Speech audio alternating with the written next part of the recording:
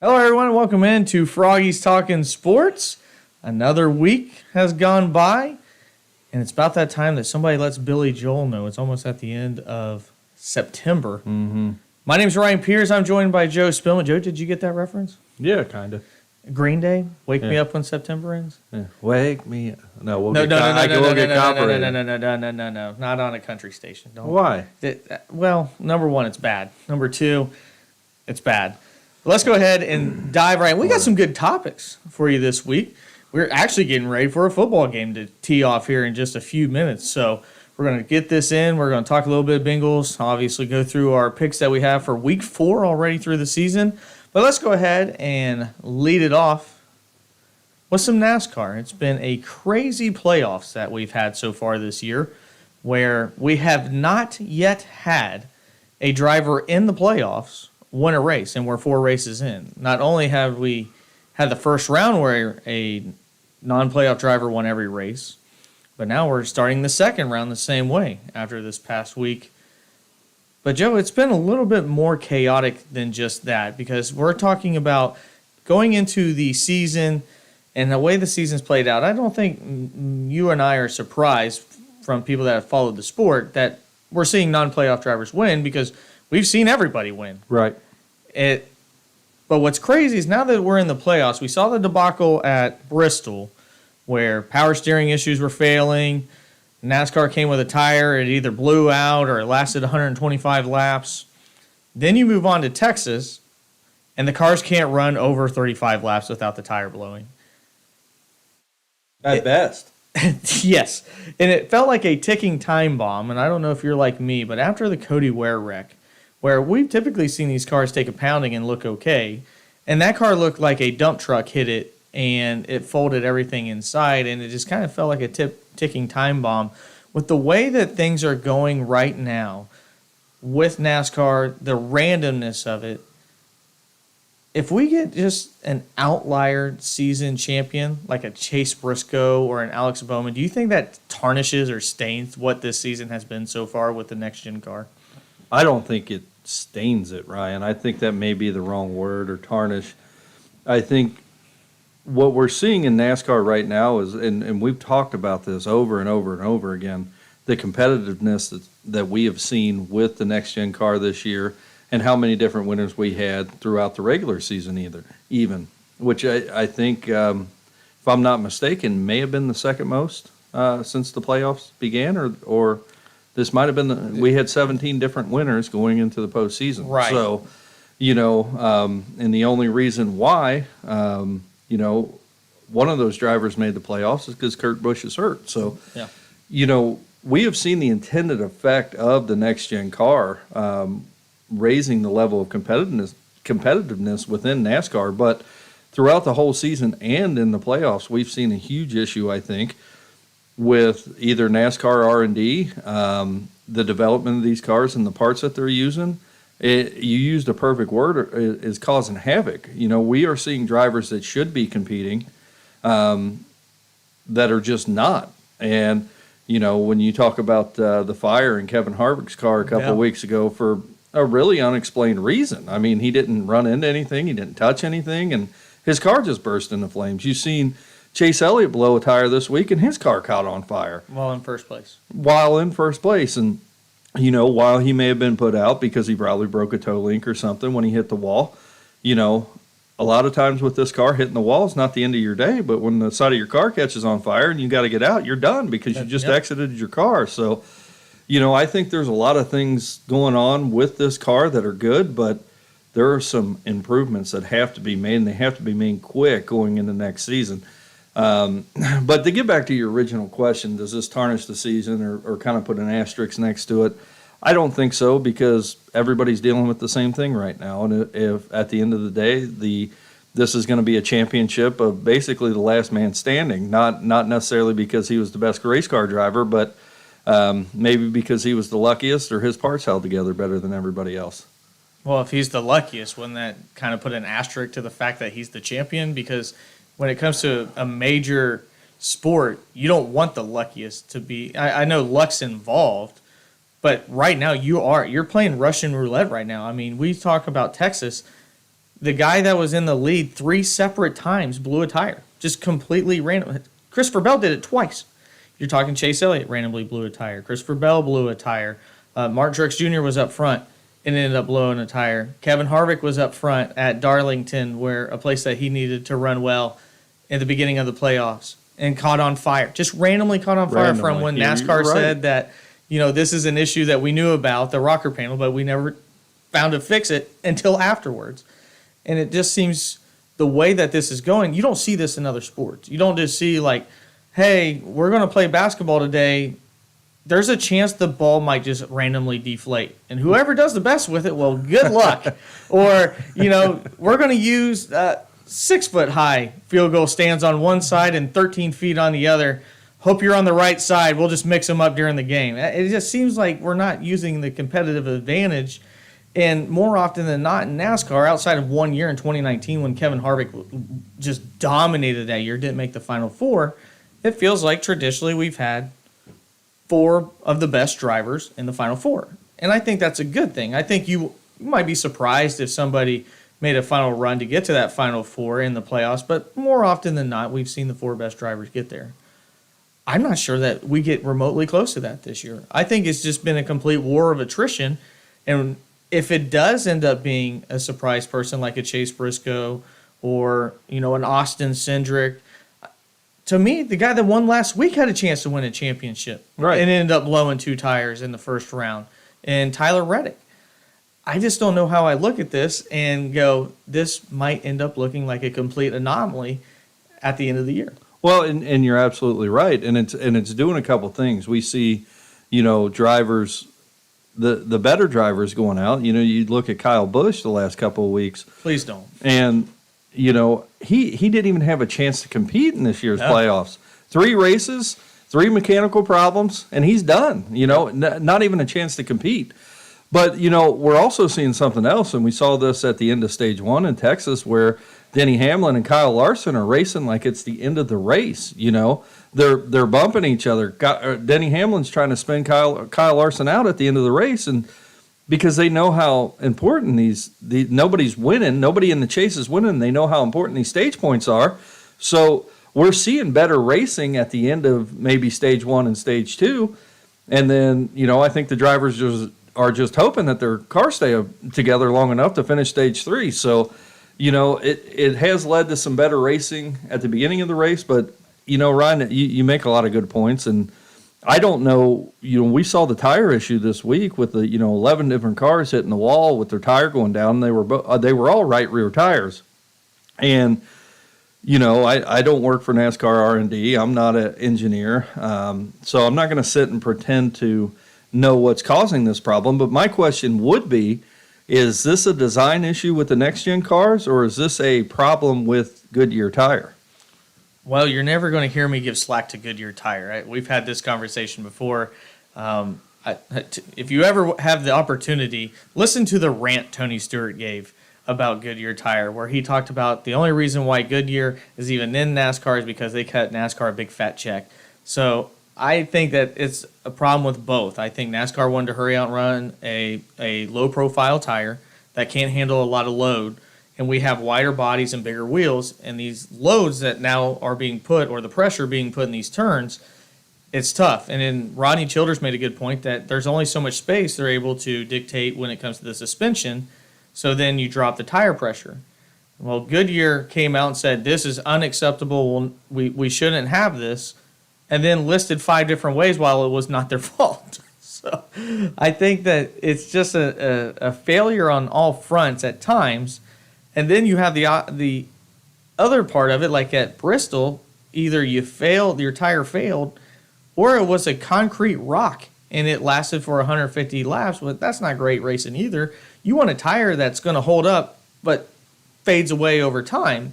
That's where you see your true racing, is a guy that's running on a tire that's falling apart, and a driver can handle a tire falling apart. He cannot handle a tire exploding, and that's the difference. But, Joe, I think what now put this image into my mind, what are we going to see at Talladega? Are we going to see 3 races within 3 races like you're talking about? Because I think that's a brilliant point. Like, racing for the end of stage one may look like they're racing for the Daytona Right. 500 championship.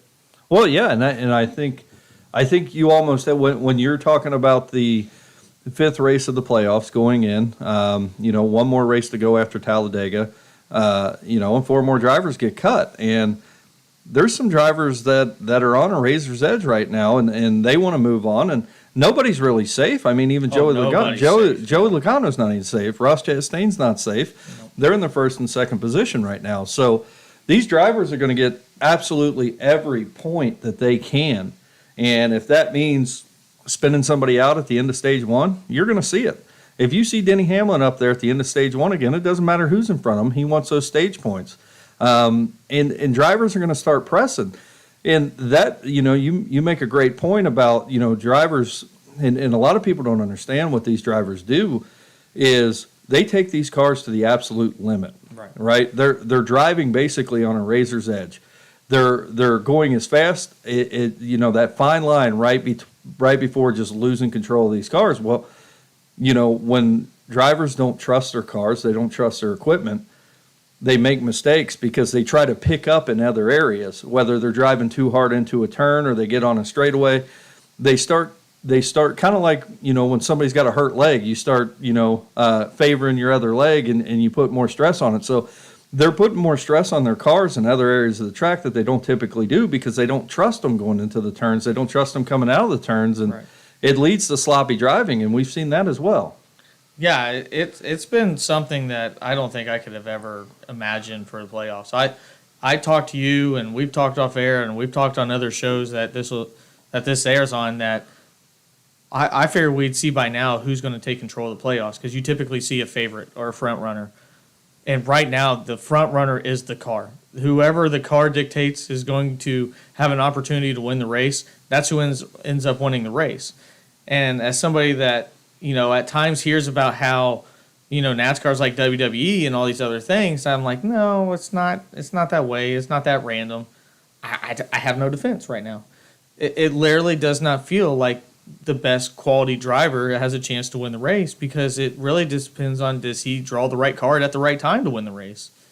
And I understand that makes great drama at times, but to me, like, there was a lot of drama for the Texas race, but that is not how a quality sport is supposed to look like. Like, I want drivers to push their vehicle to the edge, because you're right. There's a fine line between grip and chaos, and these drivers are pushing it with this new car. But at the same time, if you can't even control, you do nothing wrong and your tire blows out, then you're going to have manufactured finishes. I mean, it's going to be a product that's not to the best level of what we saw on the track. And I just worry that if this isn't changed, or like Brad Keselowski said, if we have the same car next year that we have this year, then this car was a total failure. And this car is not a failure. There's just parts around it that are a failure. And you're seeing drivers now come out and completely just bash what they've had to put up with, whether it be quote-unquote crappy parts with more of an explicative. Martin Truex gave his car the bird at Bristol. It's just, I've never seen anything like it. It is the reason why I keep watching, because I do enjoy watching this sport, and I'm glad what we've seen out of these different tracks. I can't believe that this is happening in the playoffs. I thought this would be at the beginning of the year, not at the end. Well, and so we talked about this early on in the season on some of the other shows that we do. And, one thing at the beginning of the season that we were talking about, and NASCAR kind of put this out, is this next-gen car was supposed to make the NASCAR as a whole more competitive. Smaller teams that don't have the infrastructure and cheaper to compete on a week in and week out basis. They now have the ability with this car to use the same car on a road course that they do on a mile and a half, that they do on a super speedway. Right. And it has made the sport more competitive, make no mistake. But when you're talking about being able to compete and the money that you have to put in it, I cannot believe that anybody was worried about, cheaping out on $7-8 parts that are causing these cars to just completely fall apart, or, not do what they're intended to do. I think even the smaller teams would say, okay, you know what? How about we use the good parts? And that's what we're seeing. The fire issue is basically caused, and not to get too technical, but there's an exhaust that comes out right underneath the door. And that exhaust pipe that is connected to a panel keeps coming off. And it puts a lot of heat on that fiberglass body. And rubber would get in there from the tires and they catch on fire. The amount of thought and engineering that go into these cars, that seems like an easy fix to me. But you're still seeing it. It's like, what's going on? Why are we not, as a sport, why is NASCAR saying, why are we not fixing this? We have to get better. And you've had the same complaints all season long. Right. So it's not like an issue that just pops up like, oh, maybe we shouldn't allow tape on the side of the car, Yeah. It's not one of those issues that just come out of nowhere. But, it's been the same issues week in and week out, with power steering at Bristol. There's no reason why power steering's going out at Bristol. There's just not. So I think NASCAR has to get better. I think this is a NASCAR issue, and they have taken such an iron grip on what these teams can do to the cars that the teams can't fix them either. Because the minute that they try to fix them with a piece of duct tape or a piece of Scotch tape, they go, that's a single source part. Yeah, we'll take your win away. Yeah, we'll take your win away. That's a single source part. You can't alter that. Or when you try to shave a little bit off your rear spoiler, you know what? We're docking you so many points that you're not even going to be able to compete this year. Maybe NASCAR should allow teams to maybe develop their own cars just a little bit. No, those are great points, Joe. And that's when we talked about this before. When you take the ingenuity out of these, the creativity to what they can fix, and that's such a great point that you made about the Kyle Busch, Denny Hamlin situation. They added Scotch tape to the front of their car and they took her win away. Kevin Harvick's in first place and his car caught on fire, and they said, "Oh, sorry." Right. There's just no fine line there. And if NASCAR wants to get better, go back to full practices. A 15-minute practice where you get to run 5 laps, guess what? You end up running an hour-long practice. You find out that these tires don't make it 30 or 40 laps. And then you don't have a debacle that you have right now. So NASCAR has to do better. The entire part of it has to do better. For a sport that we absolutely love, which should be one of the greatest seasons of all time, we're on the precipice. One more new winner, it'll be the most of all time. And unfortunately, it's being black-eyed at the part where it should be watched the most, and that is the playoffs. So, well, Joe, that's going to wrap it up for segment 1. We're going to jump back in with our Week 4 NFL picks. You're listening to Froggy Talking Sports with Ryan and Joe. We'll be back after the break. What's up, guys? I'm Mike Goodpasser from the Grilling Crew Sports Network. I want to thank you guys for listening in to Ryan and Joe on the Sports Hour. And I want to remind you, the Grilling Crew Sports Network is powered and brought to you by Betting.net.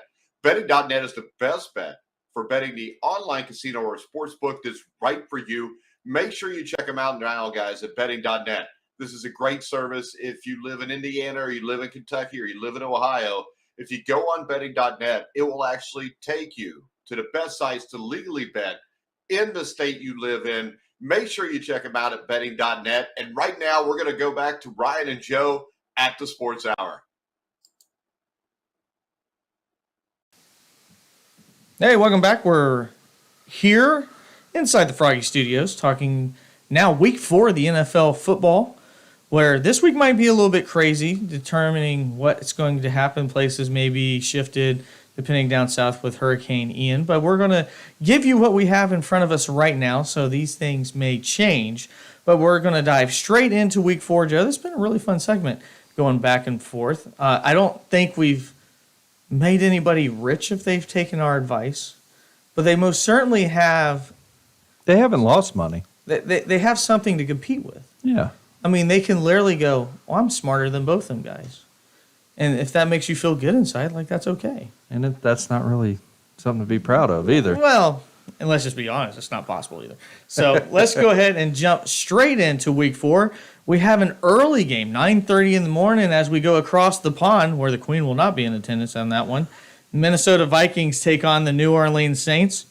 It's a joke, guys. It's a joke. Calm down. We're allowed to have some comedy here.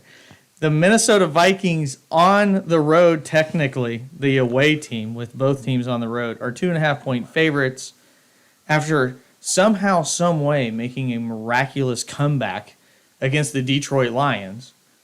Vikings 2.5-point favorites against the Saints. Joe, how do you feel? I'm going to go with the Vikings over the Saints, and they win by more than 2.5 all day. But you don't know that travel across the Atlantic does funny things to teams. It typically has made very sloppy football, and then like the Brits get the worst form of football that we can provide them. Like, oh, we get to watch this live, and then there's like 3 And they still love it. Yeah, right. Well, they should, and they're all wearing just mismatched jerseys. They don't care. You know, you got a guy wearing his Washington Lavernius Coles jersey because he's like, yeah, I get to pull it out, and that's not how they sound. But anyway, I'm going to go with you. 2.5 points. I hope we do not have any listeners from overseas because you have Well, thoroughly I broke ticked up with them them. off. I broke up with them in 1776. America. The Titans take on the Colts. The Colts put on a magical performance to take down the Kansas City Chiefs at home last week. The Tennessee Titans realized that you can give the ball to Derrick Henry and he's still good. And they end up getting their first win of the season. So both of them coming off getting their first win. The Colts were 0-1-1 before that point. So only one loss, but did tie against the Texans. The Colts are given 3 points.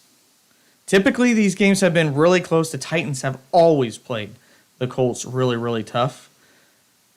But I'm going to go ahead and I'm going to say the momentum stays back with the Colts. The former Darius Leonard is now Shaquille Leonard is back on that defense, and I thought they looked tremendous with Shaq Leonard, their leader on the defensive side. I'm going to say give me the Colts -3. Well, you know, Ryan, this is a hard one for me. I'm gonna take the Titans in the points. I think the Colts probably maybe win this game, but I think it's going to come down to a field goal, and I think I'm going to take the Titans. To that point, I would never bet that game. No, I would not. To me, it's so close. I wouldn't be surprised if it was a pick 'em, but I think the Colts, because they beat the Chiefs, got like a 2-point in their favor spread. Now, I have been to Nissan Stadium down in Nashville, and not that it is the most hostile place to play, but I think it's a no-brainer if the Titans are playing at home. But since they're playing in Indy, I'll lean that way, but I still think it's going to be a 3-point or less game. What may two teams 2-1 that you probably would have never guessed at the beginning of this season. The Chicago Bears on the road take on the New York Giants. The Giants at home are 3.5-point favorites. The Chicago Bears throw less than any team in football after drafting Justin Fields, who was a huge prospect coming out of Ohio State. Does not look like they care to give him the football and say, lead us to the promised land. David Montgomery was hurt, but Khalil Herbert came in and led the NFL in rushing last week with almost 150 yards and 2 touchdowns. The Giants end up losing Sterling Shepard to a torn ACL. I'm going to say the Chicago Bears cover the 3.5 only because it's 3.5. Like you just said with the Titans, if it was 3, I probably lean the other way. But because the Bears are given that half point, I think this is a close game, a very low-scoring game. I say the Bears cover the 3.5.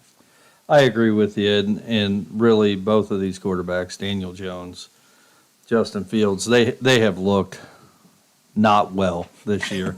I think the Daniel Jones experiment should probably be over in New York. Probably time to cut ties with him. He didn't look great this past week. Almost still won the game, though. But, Justin Fields hasn't been great since he decided to dive through the water in week 1. So I don't know. This is a hard game, too. And I would advise not to even bet on this game. But if you had to, I would say go with the Bears. Somebody that does look healthy is Saquon Barkley. He looks like he is 100% back. That being said, a game that may have the most amount of points in the NFL this week. The Buffalo Bills are on the road to take on the Baltimore Ravens in an absolute wild game that you and I talked about. I thought Buffalo and Miami had a chance to be a tremendous game last week, and it was. It lived up to the billing. The Buffalo Bills threw the ball 63 times and were not able to come away with the win, ended up losing. And much like me, the offensive coordinator, Ken Dorsey, lost his mind. And I respected that. I was like, you let the hate flow through you. Oh, man. I think The Baltimore Ravens cover, but I think the Buffalo Bills win at +3. So I'm going to say the Ravens cover, the Bills win. Well, I don't agree with that. This is a game I'm keeping my eye on because I think, despite everything, I think our hometown team is better than the Ravens this year, even though they look pretty good. And I like to see what the Ravens do with the Bills. You know, this past week, Josh Allen threw for 400 yards. He had more passing yards than the total offense for Miami and still lost the game. So, you know, if he has another big week, I mean, you might as well be playing with Josh Allen on Xbox right now. So yeah. I think he could probably run away with this game. I'm going to go with the Bills. If it's a blowout, it's the Bills. Yeah. If it's close, I think the Ravens have a chance. Yeah, I think the Bills win by more than 3. Moving on, this Los Angeles Chargers, you may have very slightly heard almost a saying in that. The Los Angeles Chargers take on the Houston Texans. Houston ended up losing last week to a Davis Mills awful interception against the Bears. The Chargers got absolutely throttled at home to the Jacksonville Jaguars. This line is at 5.5. I think that Vegas doesn't think the Chargers and Justin Herbert is healthy. I think Justin Herbert is not healthy. The offensive line's not healthy. Rashawn Slater, the number 1 ranked offensive lineman in Pro Football Focus, is out for the year. He had an injury. That being said, I just think the Chargers find a way to take care of more than 5.5 on the road to Texans. I've been the Texans guy. I've been the Texans truther on it coming to the spread. I just don't see that they have enough talent all the way around to cover against the Chargers. Well, I think Josh Allen needs Josh Allen. Justin Herbert? Justin Herbert needs to sit out a couple weeks is what I think, because I think the game he got hurt, I think he finished that game well. They ended up taking the loss, but I think that rib injury is getting worse week in and week out. And I think the Texans, I think this might be their week to get their win. So I'm going to go with the Texans. You know, obviously, if I think they're going to win, they're obviously going to cover the spread. So I'm going to go with the Texans. You could almost triple your money on that. Plus Right. 194. And I may if I was a betting There man. you go. But we don't advocate for that. Seattle Seahawks, the Sea Chickens, taking on the banged up Detroit Lions, who lost in a heartbreak in typical Detroit fashion last weekend. The Seahawks are plus 4.5.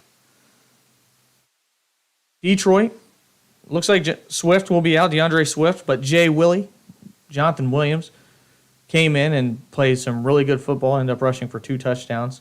He'll step in. Amon-Ra St. Brown, who has looked like the best wide receiver coming out of that draft so far, he's a little banged up too. I just don't see enough from the Seahawks on the offensive side with Geno Smith. The Detroit Lions are the number 3 scoring offense in football right now, and that's because they have to because their defense is terrible. But I just don't think Geno Smith can make them pay. I'll take the Detroit Lions at home at 4.5. I'm going to agree with you, and I really can't add any more to that. I just don't think the Sea Chickens offense is there. Not yet. And if you think Drew Lock is that answer, no. Emphatically no.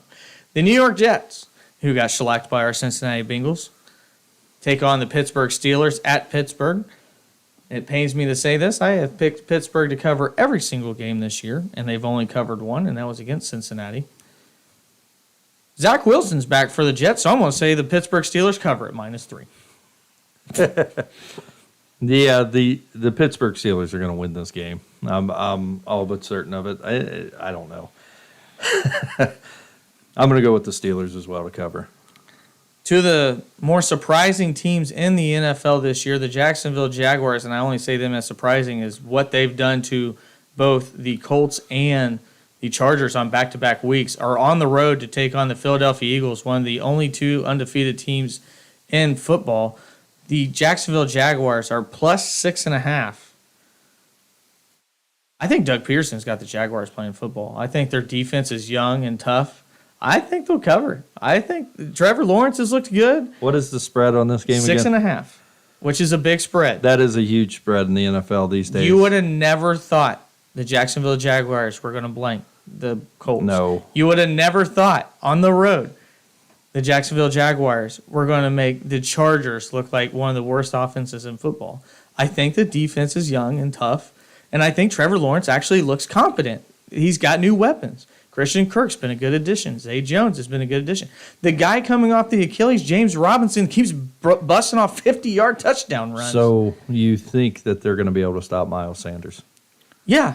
Miles Sanders, he only had like 30 yards last week. Yeah, it was stopping the wide receiver. Who's going to stop Devontae Smith and his 125 pounds is the real question. Even though it pains me to say this because I've never been an Eagles fan, I think they may be the best team in the NFC. So I think they win by more than a touchdown this week. Okay. If I circle a game every week to watch, that'll be the one I watch. Yeah. But I'll be in Talladega, so it'll be at a later point. The Cleveland Brownies go on the road to take on the Falcons. More recent news for Cleveland's defense was Myles Garrett was in a car crash. He is okay, non-life-threatening injuries, but their defense did not look very good this past week against a very terrible offense in the Steelers, but they found a way to get it done. On the opposite side, the Atlanta Falcons offense actually looks pretty good. They fought their way back in the Seattle game, ended up winning that game. Cordero Patterson, who people thought and wrote off a long time ago, thought last year maybe was a fluke. He's ended up playing really, really well. I think the Atlanta Falcons surprised people. I think they cover the 1.5. I think they win this game. You do? I do. I think it's a toss-up. With no Clowney and almost certainly no Garrett, I don't think the Cleveland Browns defense has been nearly as good as what it should be. I agree. I think I'll take the Falcons in the points. They're probably going to win this game. Most probable. An NFC East matchup. The Washington Potatoes take on the Dallas Cowboys. The Cowboys are -3 favorites. Cooper Rush. Forget about Dak Prescott. He's a real deal. There's a new sheriff in town for them boys. Give me Cooper Rush -3. Oh, man. Dude, you gotta love him. Yeah, I'll take him. I'm a Cooper Rush fan. He was like, I'm hoping Cooper Rush beats out Dak Prescott for the starting job moving forward. He looks like dollar store brand Andy Dalton, and I'm all about it. Yeah, I'm all about it. You know who was he's taking souls on the defense. You know who the last undrafted quarterback was to come out and start and win their first 2 games? I have no idea. Kurt Warner. There you go. Guy was bagging groceries and then taking teams to Super Bowls. Going on next, the Arizona Cardinals, who boy, they look rough, take on the Carolina Panthers, who found a way just slightly to get a win. The Carolina Panthers are -1.5 at home. I don't like taking road teams and pick them, but I feel like the Arizona Cardinals. I'm going to change my mind. I'm going to regret it. Carolina is at home, -1.5. I think they got one of the best defenses in football. I'm going to go with the Carolina Panthers. Also, Baker Mayfield's terrible. Baker Mayfield is playing not very good football right now. I think that's the best His way to say it. mom would have quoted it worse than that. But I think the Arizona Cardinals wasted a whole bunch of money on the guy that's taking snaps for them, and he shall remain nameless because I'm just not going to say his name. I'm not going to give him that sort of credit on this radio show, Ryan. To be fair, there was a Call of Duty open beta last week, so he probably didn't get a lot of time to look at his No, beta. he didn't. Maybe they shouldn't have taken that mandatory study clause out of his contract. They might be 3-0. That's what happens when you listen to the mob. The Denver Broncos, oh boy, talk about problems there. That could not get worse to begin an era as it has been for Nathaniel Hackett and Russell Wilson. Take on the only team without a win in the NFL, the Las Vegas Raiders. The Las Vegas Raiders are -2.5. I think the Raiders cover it. Las Vegas Raiders get their first win this year. I think so. And that might be the quickest. First win of the year. That might be the quickest that we've ever had all teams get a win. Yeah. And I hate to say it, but I believe Russell's career may be over. Wow. He's not looking good at all. It's awful. It's bad. He won't even throw the ball down the field. It's bad. He's been saying, let Russ cook. And we're not even letting Russ. We're letting Russ order takeout. Yeah. We don't want him in the kitchen at all. He can't even cook ramen noodles right now. No, exactly. He forgot to put water in. The Patriots take on the Packers. By the way, if you've ever done that, you'll never see as much smoke in your entire life. Not saying that my wife's ever done that, but just saying don't do that. The New England Patriots take on the Green Bay Packers. probably the biggest line of the week. The Patriots are plus 9.5 dogs, and that's probably because Mac Jones does not look like he's going to be able to suit up for this game. 10 points is a lot. The Patriots offense wasn't doing a lot before Mac Jones got hurt. I'm going to go ahead and say the Packers cover the 9.5. This one probably might get ugly. This one, I agree. This one might get ugly. It probably will get ugly.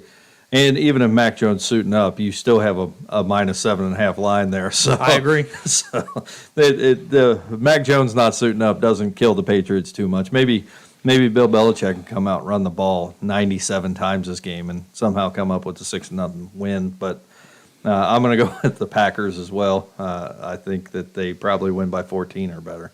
Two teams coming off tough losses. The Kansas City Chiefs take on the Tampa Bay Buccaneers. Tom Brady looking for someone that he's ever heard of to actually throw the football to this weekend. And that might be happening as long as his number one wide receiver doesn't try to sucker punch somebody whenever they're in a screaming match. The Chiefs on the road are 1.5 point favorites, so essentially you have a pick 'em. I think the Tampa Bay Buccaneers defense is better than the Chiefs. I think Mike Evans coming back. We've already seen throughout the week that Julio Jones and Chris Godwin are practicing. I think what we see last week was Tom Brady with no weapons. This week we see Tom Brady with weapons. I just don't like Kansas City Chiefs wide receivers. I think they're just not good. I think the Colts exposed that by playing man-to-man the entire game and forcing those wide receivers to win matchups. I want to take the Tampa Bay Buccaneers at home, plus 1.5. That being said, this game may be played in Minnesota on Sunday. Yeah, and I don't know. I don't know if that's big or not yet. If Tampa's not playing at home, I think that will probably change the line a little bit. I think that's why Kansas City's favored, to be honest. I have to agree with you for the most part on that pick. I think the Buccaneers can and should win this game. I think that Patrick Mahomes, I won't say that his play's been bad because it hasn't, but he doesn't look comfortable. He's thrown to TikTok stars. He just doesn't look comfortable out there on the field this year, and I don't know. And it is that because he has nobody to throw to except Travis Kelce. So I think the Buccaneers probably should win this game, and I'm going to go with the Buccaneers. The Monday Night Football game, this actually surprised me when I saw this. The Los Angeles Rams on the road to the 49ers are 1.5 point underdogs. I'm going to say the Rams end up winning this one. The 49ers did nothing to show me that they're willing to compete. We actually saw a guy step out of the end zone, and it was a better play because he threw a pick six. Yeah, Jimmy G got saved. Got saved by the safety. The worst play in professional football of all time. So give me the Rams. That's not the worst play. I think the Rams win this game pretty handily. I'm going to take the Rams as well. And I've always said Jimmy G doesn't look good, but he does not. Well, I think some women would probably disagree with me. He doesn't look good on the football field, but he finds a way to win. Well, he did everything he could last week to lose. So it was great for Dan Orlovsky to no longer live under that shadow as the only guy to ever just step out of the back of the end zone. So that's going to wrap it up with our Week 4 picks. We're diving into one more football game we didn't talk about. Oh yeah, that's right. It's primetime Thursday Night Football. Your Cincinnati Bengals host the Miami Dolphins. We'll be right back with that. You're listening to Froggy Talking Sports with Ryan and Joe on Froggy 95.9. What's up, guys? I'm Mike Goodpasser from the Grueling Truth Sports Network. I want to thank you guys for listening here to Ryan and Joe on the Sports Hour. And I want to remind you, the Grueling Truth Sports Network is powered and brought to you by Betting.net. Betting.net is the best bet for betting the online casino or sports book that's right for you. Make sure you check them out now, guys, at Betting.net. This is a great service. If you live in Indiana or you live in Kentucky or you live in Ohio, if you go on Betting.net, it will actually take you to the best sites to legally bet in the state you live in. Make sure you check them out at betting.net. And right now, we're going to go back to Ryan and Joe at the Sports Hour. Welcome back. We have one last segment where we're getting ready to talk about your Cincinnati Bengals and how you can try to find them. It's almost impossible now that it's on Thursday Night Football on Amazon Prime. Hashtag not a sponsor. And thank goodness they aren't. But your Bengals take on one of the only remaining undefeated teams, the Miami Dolphins. Everybody has an Amazon account. But not everybody knows how to get to Amazon Prime to watch the game. You hit the button on your phone or on your tablet, or if you have a Roku, you go to Amazon. It's and you not get to that watch hard. The compressed video of it. It's not a compressed video. It's the full game. Everybody has an Amazon Prime account. Joe, I've been watching Thursday Night Football, and at times the way the video has been compressed and the way it's been very shoddy, I feel like I rubbed Vaseline on my eyeballs. I have not had a problem. Well, whatever. This is your fault, CenturyLink, then. That being said, rant over. The Cincinnati Bengals coming off their first win against the New York Football Jets. Definitely the medicine that we were looking for to get a victory. Now take on the opposite of the New York Football Jets and the Miami Dolphins, who have been really, really good. They've had to come back in a couple games. They've been able to. Tua somehow came back in the Buffalo Bills game after looking like a newborn baby calf because of the shot that he took to the head, and then completely folded his legs into a figure eight in the NFL. And the medical team in Miami goes, I don't see nothing wrong with that. Can I speak on that? Go ahead. So I've been coaching contact sports for a number of years, played contact sports for a number of years. I've watched contact sports my whole life. And unless you are concussed, you don't get up, fall down, look like you've had 14 fireball shots, get up again, and fall back down and not have a concussion. Yeah. Yeah.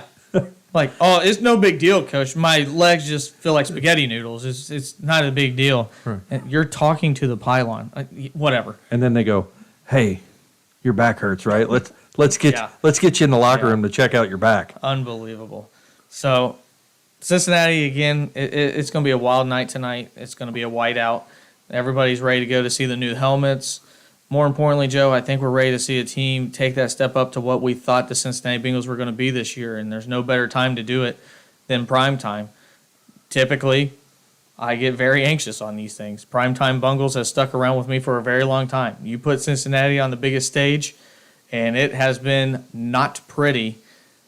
A lot of that changed last year when a guy named Joe Burrow ended up making a playoff run. But I feel like what we have tonight is a litmus test. Are the Bengals real? Was last year a flash in the pan?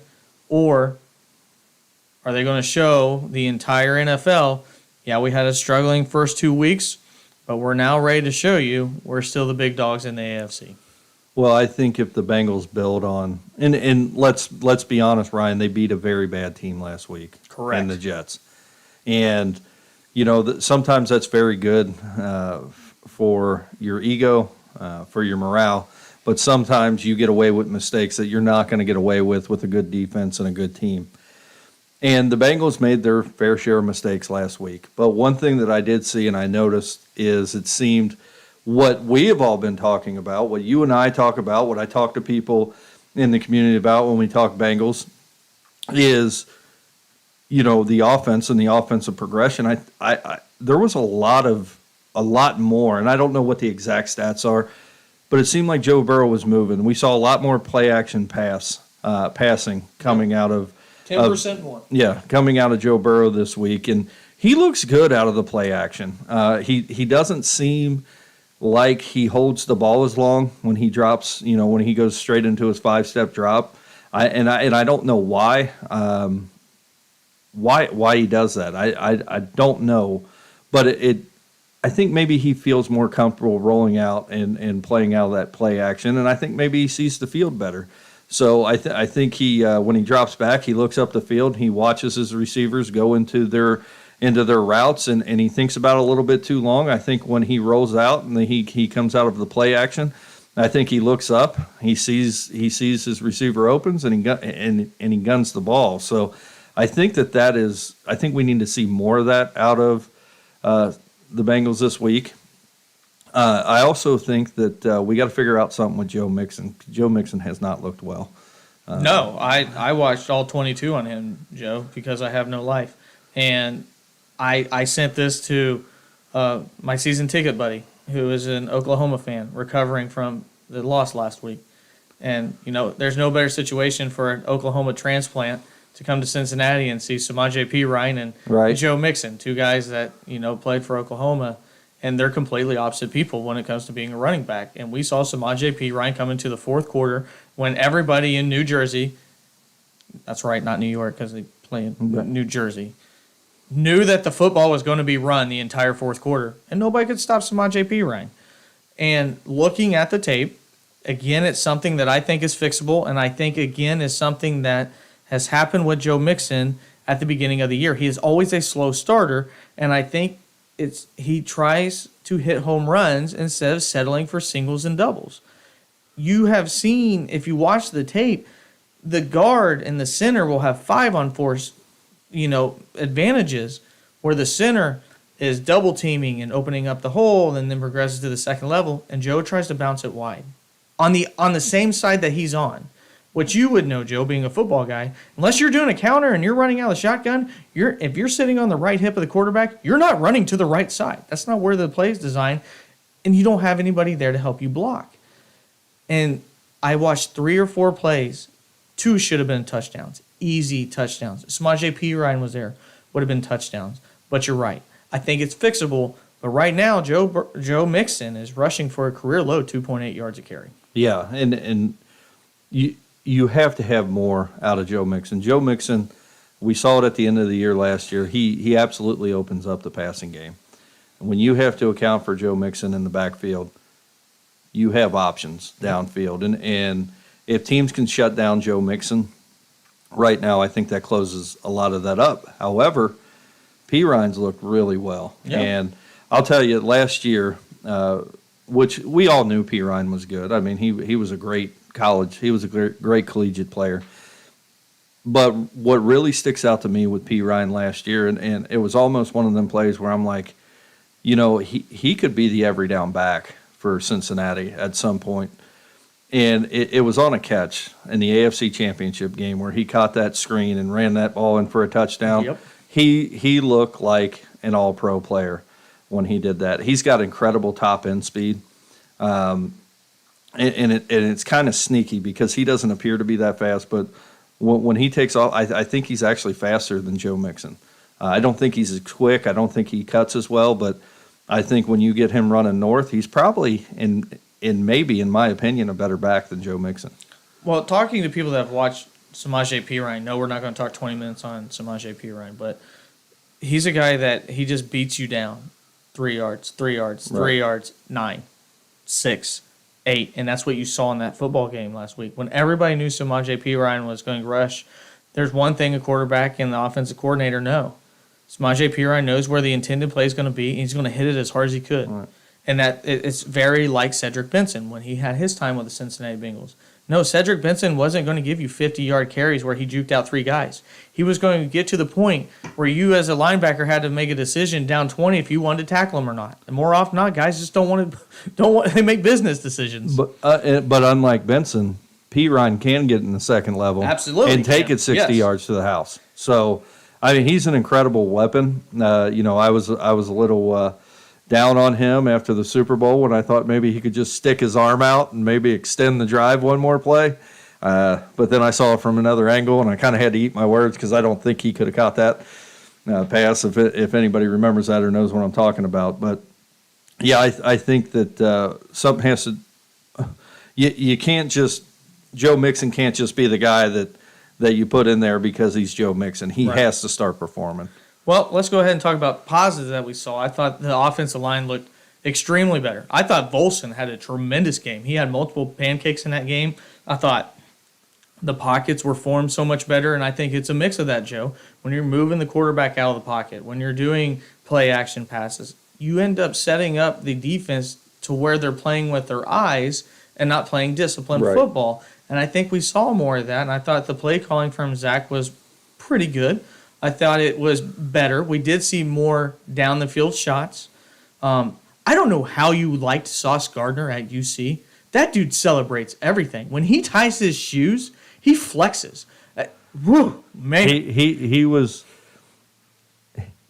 he got a little out of control at times at UC, but it was nowhere near what we saw. Oh my gosh. On Sunday. Yeah, that was a little over the top. But that being said, we saw the ball in the middle of the field and we saw the ball go down the field. Jamar Chase had an off game, and you saw what it didn't matter because Joe Burrow could go to a guy that nobody talks about like Tyler Boyd, and he can take a hit from a safety, a straight on, try to hit me as hard as you can, and take it to the house. And nobody even views Tyler Boyd as that type of athlete that can catch a ball and take 150 yards to the house. That's why we've been harping on the play calling, Joe, is because you have these weapons and you're trying to get them to run left to right, and they're like, no, get these guys in space. Get these guys moving. Let Joe Burrow find the middle of the field and get these guys an opportunity to play football, and we saw that, and I hope that translates this week because we're going to see a lot of man coverage tonight.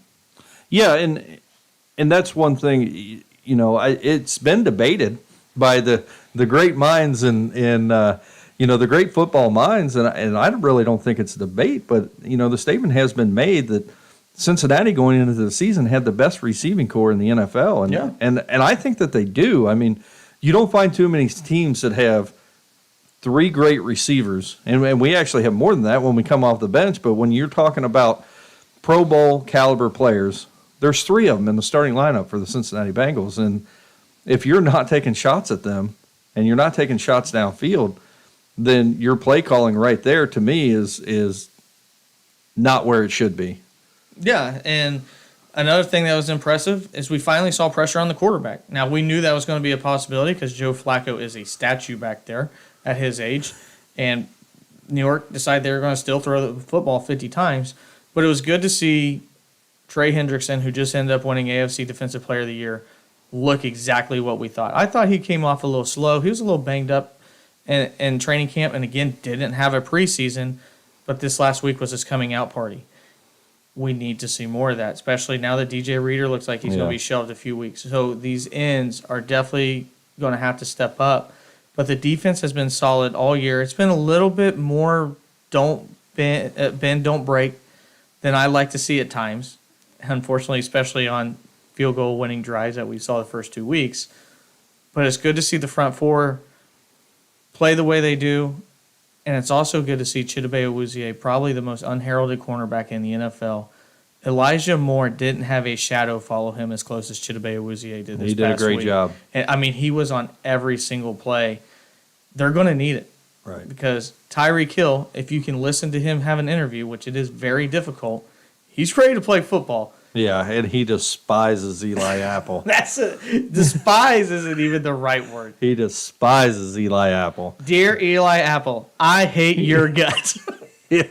And I think that may be a hangover from last season and then obviously the AFC Championship game. But, I thought Eli Apple played well. I thought Jesse Bates played well. Losing DJ Ritter on the front, up front kills the defensive front. And I don't know, what are your thoughts moving forward? How do you replace DJ Ritter going into tonight? You don't place DJ Reader. You do what you can to mask and get multiple people to run in to do what DJ Reader does. I think it's a committee, and you just try to keep fresh legs. But how do you replace him? You can't. He's one of the best defensive tackles in football, and that's why we brought him in. The good thing is, Joe, Chase Edmonds and Raheem Mostert are the running backs, and I just don't think Miami's going to lean on Chase Edmonds and Raheem Mostert if they want to win this football game. Yeah, and I think one thing that we may be missing or we need to talk about is Miami and their offense. And I used this earlier in the show and in talking about Josh Allen, but Tua Tagovailoa, I say that right? Some people say Tagovailoa. I think it's more of a Samoan however way you to say, pronounce I'm just going to say Tua. Yeah. However you say his easier. last name, can't spell it. I normally can't pronounce things I can't spell. He finally looked human last week. He was putting up Xbox, PlayStation caliber stats the first 2 weeks of the season. Looked absolutely incredible. I think Miami's coming back down to earth a little bit. I think teams are starting to figure out where their weapons are at. And somehow they found a way to win last week. I don't know how, because I think they only had like 247 yards of total offense. I think Tua only threw for 147-something yards. Right. So I think that they have come back down to earth. I think that they are manageable.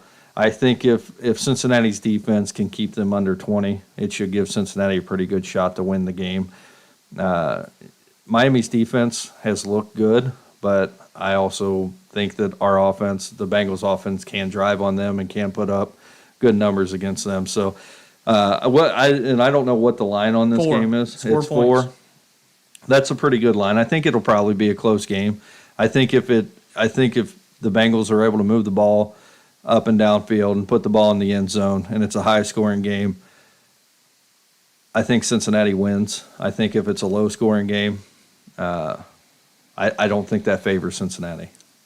I agree with that 100%. I think that the Miami Dolphins defense just had to be on the field for 90 plays last week for a game that did not go into overtime. They've been in Cincinnati since Tuesday due to Hurricane Ian. Their quarterback is hurt. Called a back, called ahead, whatever you want to call it. He's hurt, and he looked hurt. I mean, he came back into that game. He muscled away to win, but it was really their defense that won that game, not their offense. If Jalen Waddle and Tyreek Hill don't have historic games, Cincinnati wins the football game. If they're unable to cover both of those, which Cincinnati has shown and Lou Anarumo has shown that they have a plan for Tyreek Hill, I think Cincinnati wins.